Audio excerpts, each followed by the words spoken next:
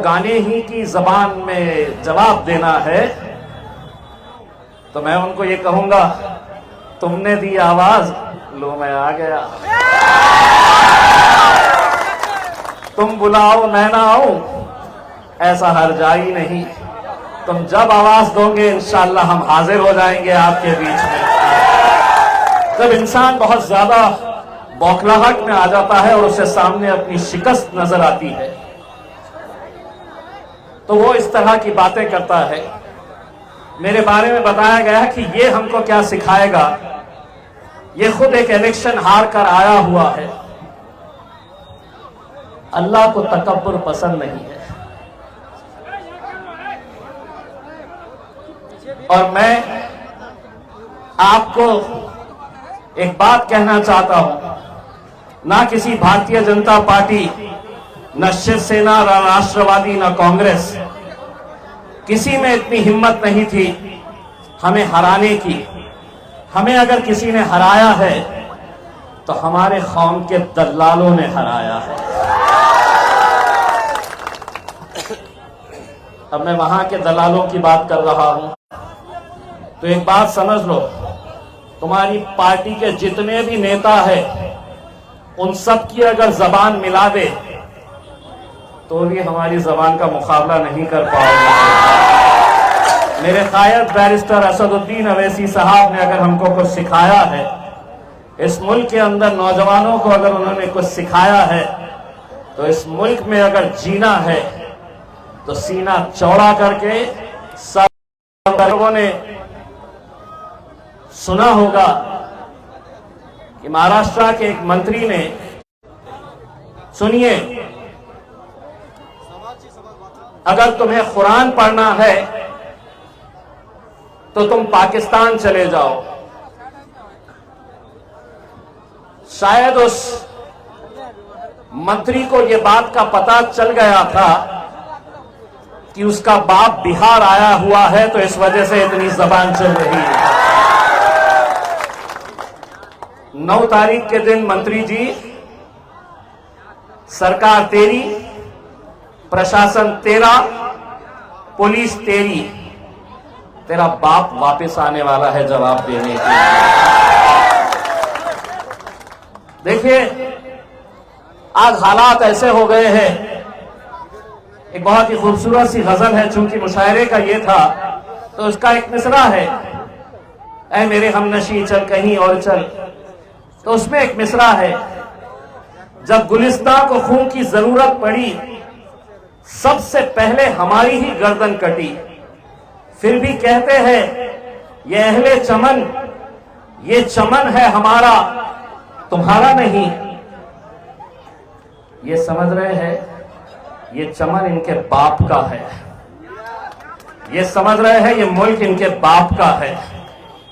ये मुल्क जितना नरेंद्र मोदी का है, उतना ही गुड्डू अस्फी का है, इम्तियाज अस्फी का है, उतना ही सरवर आलम का है, उतना ही ये बुजुर्ग शख्स का है, इस नौजवान का है, इस इम्तियाज जलील का है।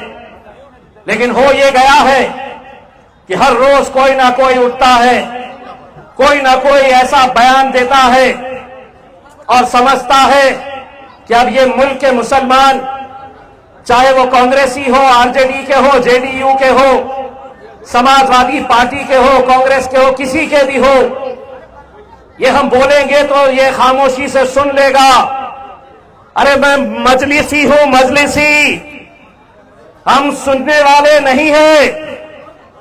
और तुमको साफ तरीके से कहते हैं, 75-76 सालों से तुम बोलते थे और हम सुनते थे। अब हम बोलेंगे, अब हम बोलेंगे और तुम्हारे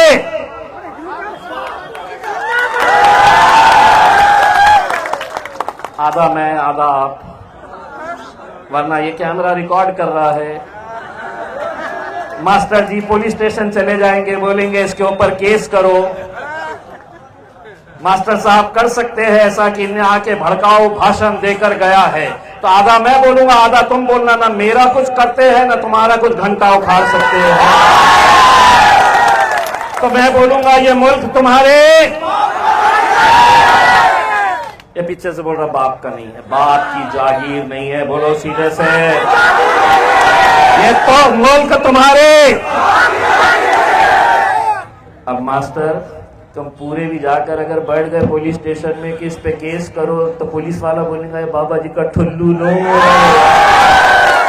नहीं होता केस। इसने आधा बोला आधा इनने बोला, न मेरा कुछ गया न तेरा कुछ गया, जिसको बात पहुंचानी थी पहुंच गई है।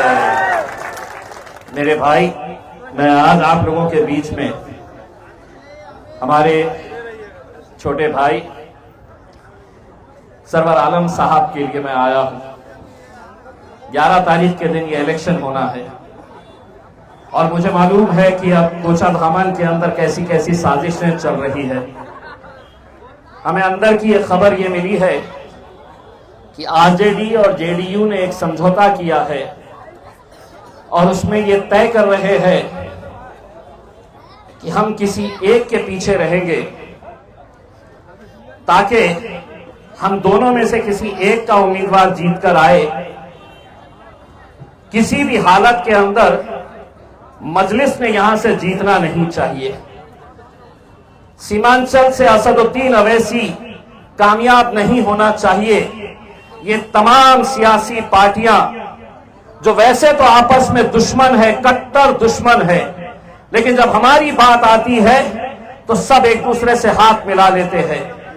वो इसलिए ये कर रहे हैं, वो किस लिए ये साजिश रच रहे हैं, क्योंकि उन्हें मालूम है कि 2025 के अंदर अगर सीमांचल की, बिहार की आवाम असदुद्दीन अवैसी को जिताती है यहां पर ज्यादा से ज्यादा सीटें, तो वो भी अच्छी तरह से जानते हैं और हम भी अच्छी तरह से जानते हैं कि 2029 का जब इलेक्शन होगा, हिंदुस्तान में मजलिस की सबसे ज्यादा सीटें अगर किसी राज्य से चुनकर आएगी तो वो मेरे बिहार से चुनकर आएगी।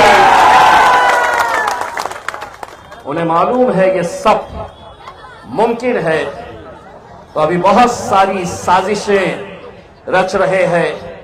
लेकिन मैंने आपको जैसा बताया, मैं अक्सर ये बात कहता हूं कि मुसलमानों को गैरों से ज्यादा खतरा अगर किसी से रहता है, बड़े अफसोस के साथ कहना पड़ता है कि मुसलमानों को हमेशा मुसलमान ही हराते हैं। ये सच्चाई है और उसकी जिंदा मिसाल अगर किसी को देखना है तो ये तुम्हारा बेटा, तुम्हारा भाई इम्तियाज जलील खड़ा हुआ है, जहां पर 3 सत्ताधारी पक्ष की पार्टियां एक साथ मिलकर इलेक्शन लड़ रही। मेरे विरोध में भारतीय जनता पार्टी का एक उम्मीदवार करोड़पति पानी के जैसा पैसा बहा रहा था। भारतीय जनता पार्टी, शिवसेना, राष्ट्रवादी कांग्रेस, एनसीपी, ये तीनों का गठबंधन था। इम्तियाज जलील अकेले मजलिस के नाम के ऊपर इलेक्शन लड़ रहा था। हुआ ये कि 15 मुसलमानों को खड़ा किया गया पैसा देकर कि तुम 200 ले लो, तुम 500 ले लो, और यही नतीजा है कि ये जितने उम्मीदवार थे इन्होंने कुछ हजार वोट ले लिए और मैं 1700 वोट से हार गया। इन्होंने समझा कि हम हार गए तो खत्म हो जाएंगे। कभी आपसे कह रहा हूं, महाराष्ट्र आके देखो, अल्हम्दुलिल्लाह हमारा जलवा अब भी वैसे ही है। अल्हम्दुलिल्लाह आतिफत करने के लिए हमने कहा कि हम रास्ते के ऊपर आएंगे, और जब रास्ते पे आने का फैसला किया, हमने एक रैली निकालने का फैसला किया, तो बड़े बड़े पुलिस अधिकारी आए और उन्होंने कहा कि हम तुम्हें परमिशन नहीं देंगे, इजाजत नहीं देंगे, रैली नहीं निकाल सकते। मैंने उनसे कहा कि तुम्हारी ताकत लगाओ मुझे रोकने के लिए, और मैं मेरी ताकत लगा के बताता हूं मैं मुंबई कैसे पहुंचता हूं। मेरे भाई,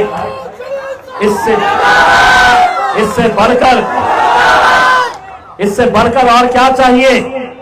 मस्जिदों को निशाना बनाया जा रहा।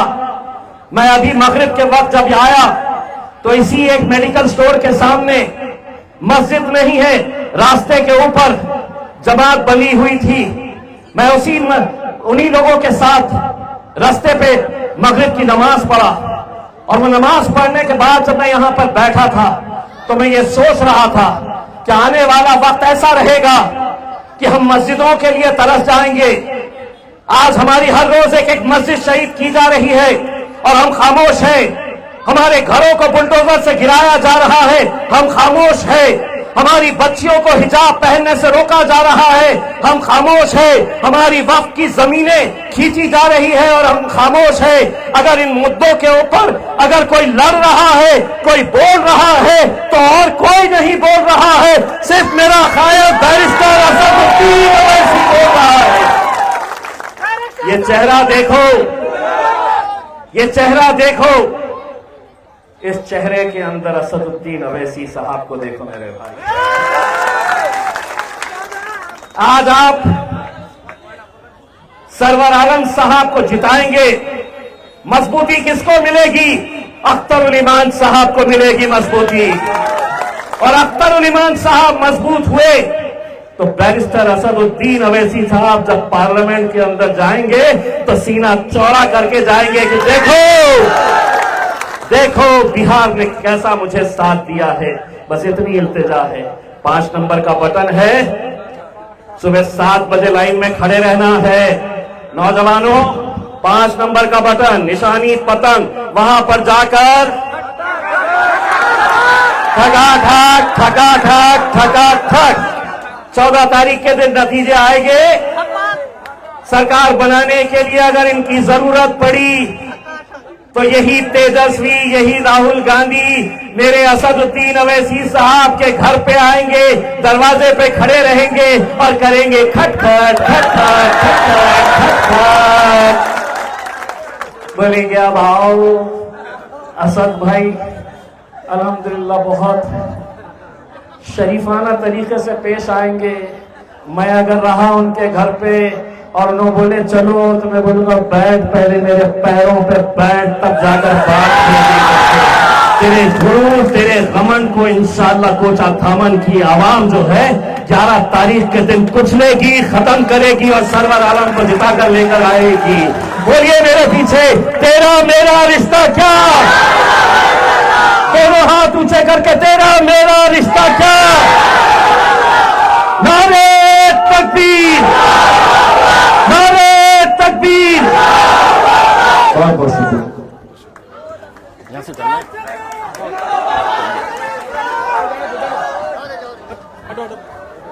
बहुत बहुत शुक्रिया।